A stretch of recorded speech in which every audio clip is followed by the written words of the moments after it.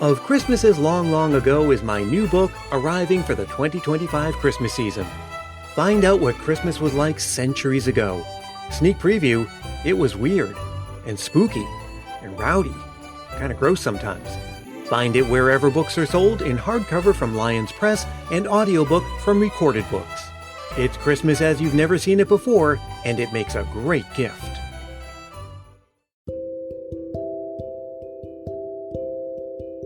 Welcome back to another edition of Christmas in Quarantine, Christmas Past's impromptu mini-series of indeterminate length, where I'm bringing you one new episode every day until we're all out of quarantine.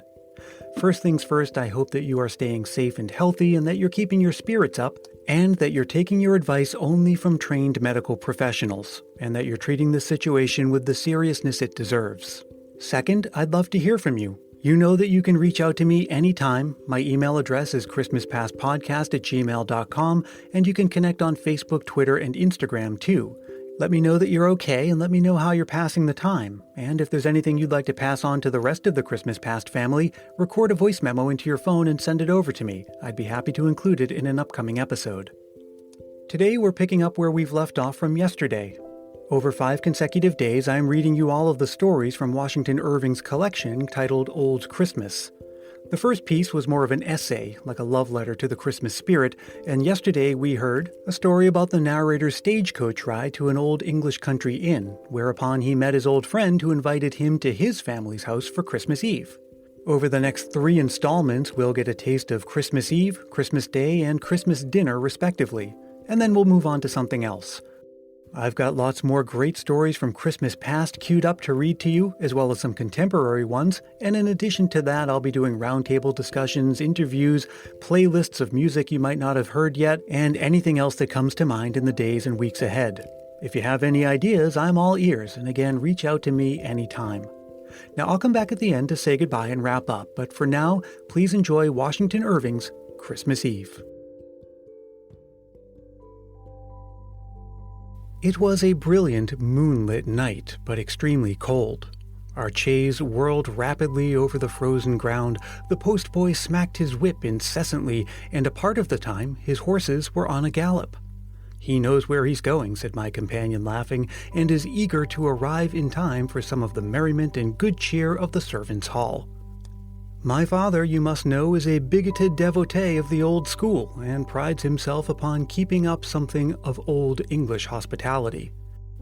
He is a tolerable specimen of what you will rarely meet with nowadays in its purity, the old English country gentleman. For our men of fortune spend so much of their time in town, and fashion is carried so much into the country that the strong, rich peculiarities of ancient rural life are almost polished away. My father, however, from his early years took honest Peacham for his textbook instead of Chesterfield. He determined in his own mind that there was no condition more truly honorable and enviable than that of a country gentleman on his paternal lands, and therefore passes the whole of his time on his estate. He is a strenuous advocate for the revival of the old rural games and holiday observances, and is deeply read in the writers, ancient and modern, who have treated on the subject. Indeed, his favorite range of reading is among the authors who flourished at least 2 centuries since, who, he insists, wrote and thought more like true Englishmen than any of their successors. He even regrets sometimes that he had not been born a few centuries earlier, when England was itself and had its peculiar manners and customs.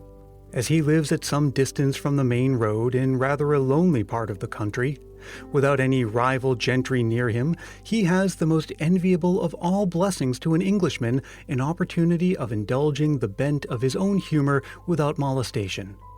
Being representative of the oldest family in the neighborhood and a great part of the peasantry being his tenants, he is much looked up to, and in general is known simply by the appellation of the Squire, a title which has been accorded to the head of the family since time immemorial. I think it's best to give you these hints about my worthy old father to prepare you for any little eccentricities that might otherwise appear absurd. We had passed for some time along the wall of a park, and at length the chaise stopped at the gate. It was in a heavy, magnificent old style of iron bars fancifully wrought at top into flourishes and flowers.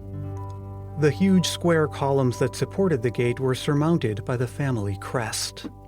Close adjoining was the porter's lodge, sheltered under dark fir trees and almost buried in shrubbery.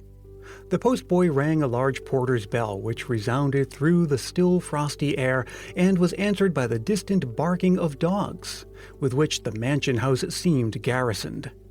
An old woman immediately appeared at the gate. As the moonlight fell strongly upon her, I had a full view of a little primitive dame, dressed very much in the antique taste with a neat handkerchief and a stomacher, and her silver hair peeping from under a cap of snowy whiteness.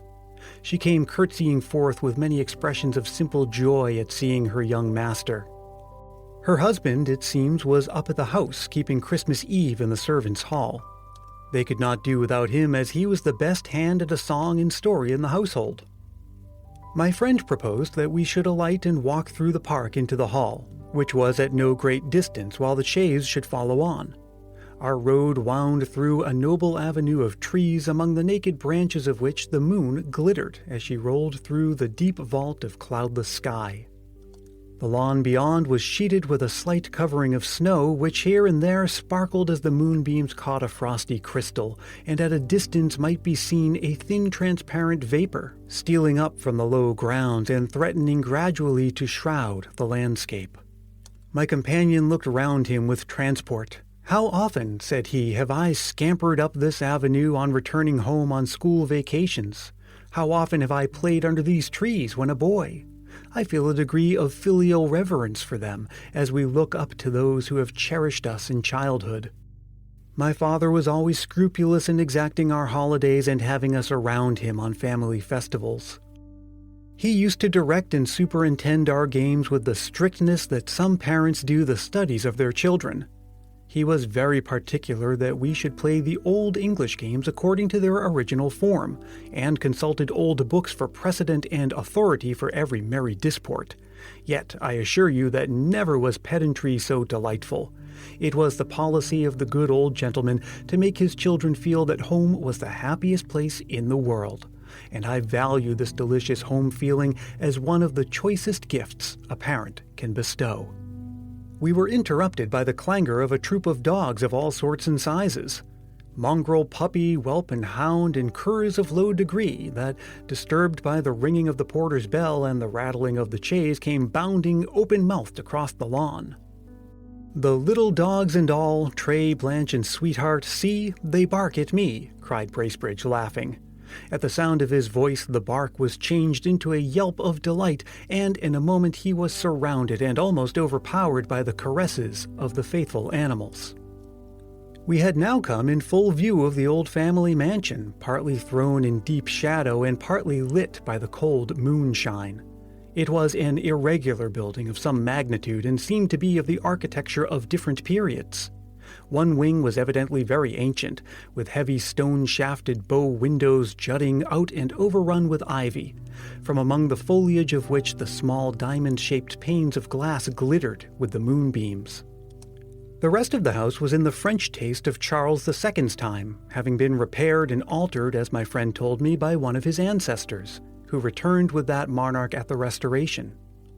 The grounds about the house were laid out in the old formal manner of artificial flower beds, clipped shrubberies, raised terraces, and heavy stone balustrades, ornamented with urns, a leaden statue or two, and a jet of water. The old gentleman, I was told, was extremely careful to preserve this obsolete finery in all its original state. He admired his fashion in gardening. It had an air of magnificence, was courtly and noble and befitting good old family style. The boasted imitation of nature in modern gardening had sprung up with modern republican notions, but did not suit a monarchical government. It smacked of the leveling system. I could not help smiling at this introduction of politics into gardening, though I expressed some apprehension that I should find the old gentleman rather intolerant in his creed. Frank assured me, however, that it was almost the only instance in which he had ever heard his father meddle with politics, and he believed that he got his notion from a member of Parliament who once passed a few weeks with him. The squire was glad of any argument to defend his clipped yew trees and formal terraces, which had been occasionally attacked by modern landscape gardeners. As we approached the house, we heard the sound of music and now and then a burst of laughter from one end of the building. This, Bracebridge said, must proceed from the servants' hall, where a great deal of revelry was permitted and even encouraged by the squire throughout the 12 days of Christmas, provided everything was done conformably to ancient usage. Here were kept up the old games of Hoodman Blind, Shoe the Wild Mare, Hot Cockles, Steal the White Loaf, Bob Apple, and Snapdragon. The Yule log and Christmas candle were regularly burnt, and the mistletoe with its white berries hung up to the imminent peril of all the pretty housemaids. So intent were the servants upon their sports that we had to ring repeatedly before we could make ourselves be heard.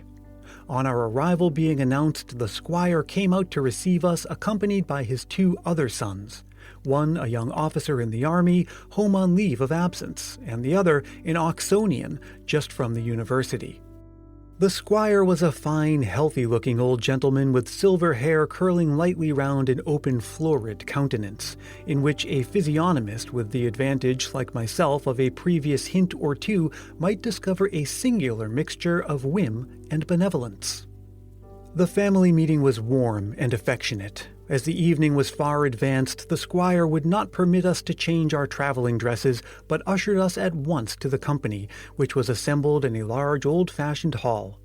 It was composed of different branches of a numerous family connection, where there were the usual proportion of old uncles and aunts, comfortably married dames, superannuated spinsters, blooming country cousins, half-fledgling striplings, and bright-eyed boarding-school hoydens.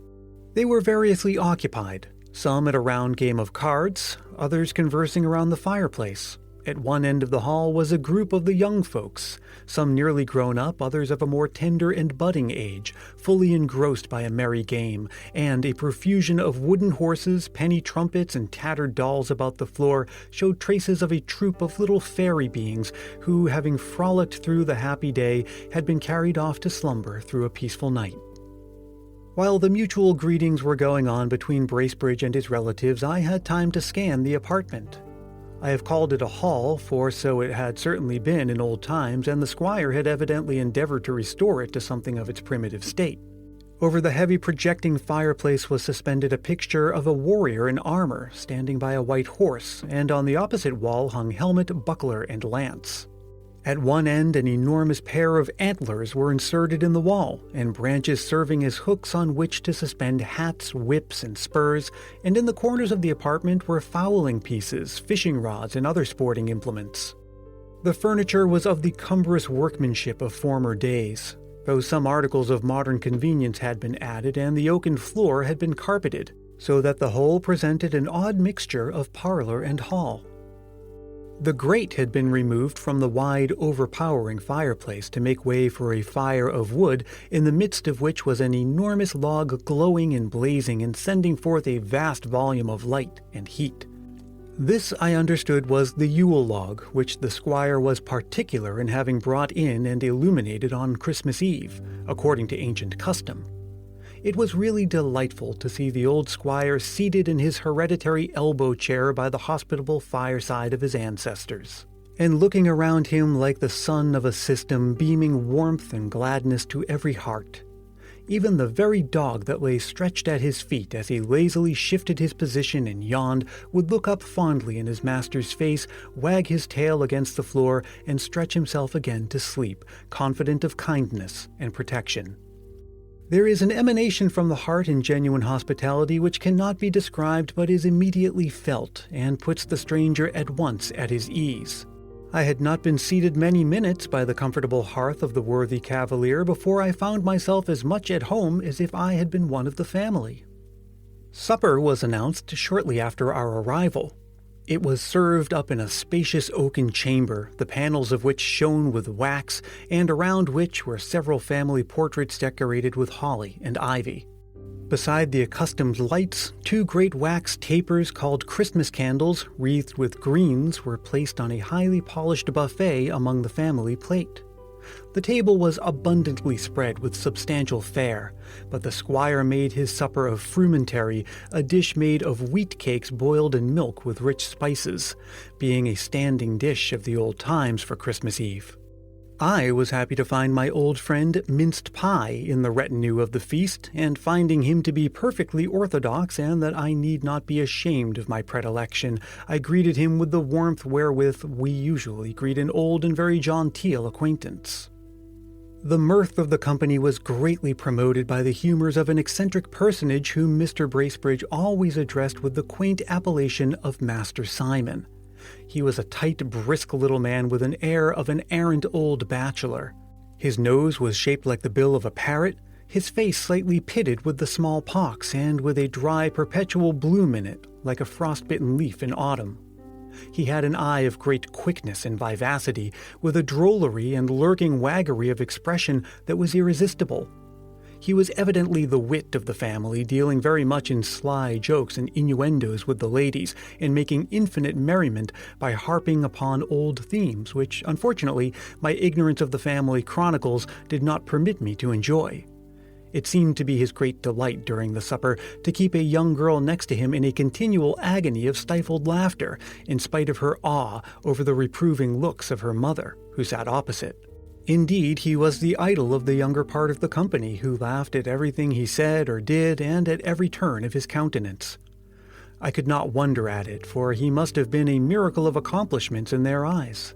He could imitate Punch and Judy, make an old woman of his hand with the assistance of a burnt cork and a pocket handkerchief, and cut an orange into such a ludicrous caricature that the young folks were ready to die with laughing. I was let briefly into his history by Frank Bracebridge. He was an older bachelor of an old independent income, which by careful management was sufficient for all his wants. He revolved through the family system like a vagrant comet in its orbit, sometimes visiting one branch and sometimes another quite remote, as is often the case with gentlemen of extensive connections and small fortunes in England. He had a chirping, buoyant disposition, always enjoying the present moment, and his frequent change of scene and company prevented his acquiring those rusty, unaccommodating habits with which old bachelors are so uncharitably charged. He was a complete family chronicle, being versed in the genealogy, history, and intermarriages of the whole house of Bracebridge, which made him a great favorite with the old folks. He was a beau of all the elder ladies and superannuated spinsters, among whom he was habitually considered rather a young fellow, and he was a master of the revels among the children, so that there was not a more popular being in the sphere in which he moved than Mr. Simon Bracebridge. Of late years he had resided almost entirely with the squire, to whom he had become a factotum, and whom he particularly delighted by jumping with his humor in respects to old times, and by having a scrap of an old song to suit every occasion. We had presently a specimen of his last-mentioned talent, for no sooner was supper removed, and spiced wines and other beverages peculiar to the season introduced, than Master Simon was called on for a good old Christmas song. He bethought himself for a moment, and then, with a sparkle in his eye and a voice that was by no means bad, excepting that it ran occasionally into a falsetto like the notes of a split reed, he quavered forth a quaint old ditty. "Now Christmas is come, let us beat up the drum, and call all our neighbors together. And when they appear, let us make them such cheer as will keep out the wind and the weather," etc. The supper had disposed everyone to gaiety, and an old harper was summoned from the servants' hall, where he had been strumming all the evening, and to all appearance comforting himself with some of the squire's home brewed. He was a kind of hanger-on, I was told, of the establishment, and though ostensibly a resident of the village, was oftener to be found in the squire's kitchen than in his own home, the old gentleman being fond of the sound of a harp in the hall. The dance, like most dances after supper, was a merry one. Some of the older folks joined in it, and the squire himself figured down several couples with a partner with whom he affirmed he had danced at every Christmas for nearly half a century. Master Simon, who seemed to be a kind of connecting link between the old times and the new, and to be withal a little antiquated in the taste of his accomplishments, evidently piqued himself on his dancing, and was endeavoring to gain credit by the heel and toe, rigadoon, and other graces of the ancient school, but he had unluckily assorted himself with a little romping girl from boarding school, who, by her wild vivacity, kept him continually on the stretch, and defeated all his sober attempts at elegance. Such were the ill-assorted matches to which antique gentlemen are unfortunately prone. The young Oxonian, on the contrary, had led out one of his maiden aunts, on whom the rogue played 1,000 little knaveries with impunity. He was full of practical jokes, and his delight was to tease his aunts and cousins, yet like all madcap youngsters, he was a universal favorite among the women. The most interesting couple in the dance was the young officer and a ward of the squire's, a beautiful blushing girl of 17. From several shy glances which I had noticed in the course of the evening, I suspected that there was a little kindness growing up between them, and indeed the young soldier was just the hero to captivate a romantic girl.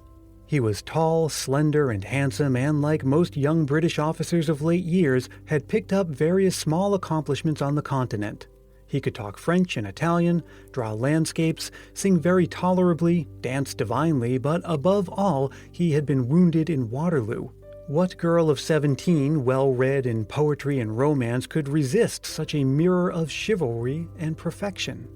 The moment the dance was over, he caught up a guitar and, lolling against the old marble fireplace in an attitude which I am half inclined to suspect was studied, began the little French air of the troubadour. The squire, however, exclaimed against having anything on Christmas Eve but good old English, upon which the young minstrel, casting up his eye for a moment as if in an effort of memory, struck into another strain, and with a charming air of gallantry gave Herrick's Night Piece to Julia.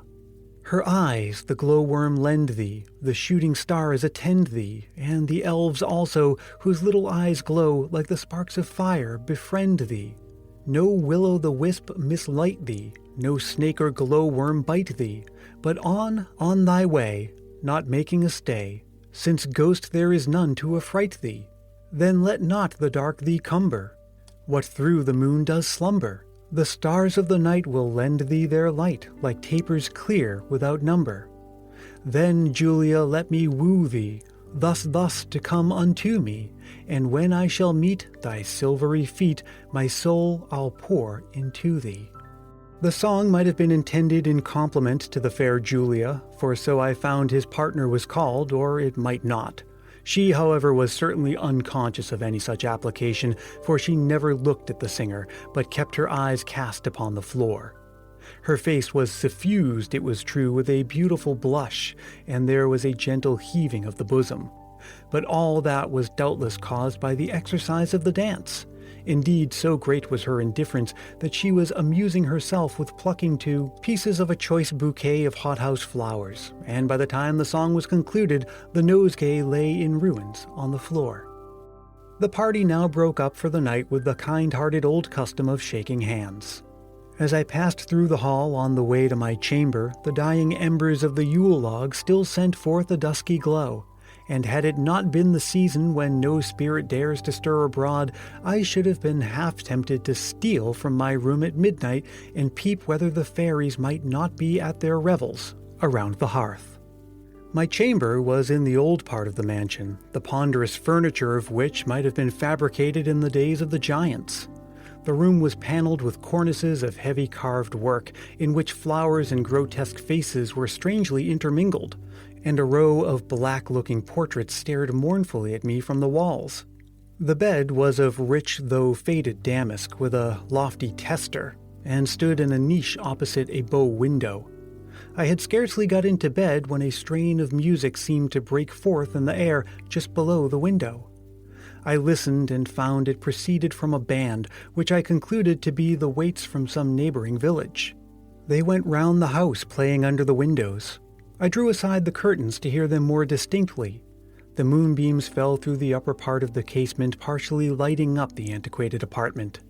The sounds, as they receded, became more soft and aerial, and seemed to accord with quiet and moonlight. I listened and listened. They became more and more tender and remote, and as they gradually died away, my head sunk upon the pillow, and I fell asleep. Well, I hope you enjoyed listening to that, and here's a little Washington Irving trivia for you. His brother's name was Ebenezer. I didn't realize that until I started reading this collection. I'm discovering these works in real time along with you. I've never read them before, so this is an adventure that we are on together. So I hope you'll join me again tomorrow and the next day after that and the next day after that for as long as it takes to keep us safe and healthy and full of the Christmas spirit. Until tomorrow, let me remind you that Christmas Past is produced in sunny San Mateo, California by yours truly, Brian Earl.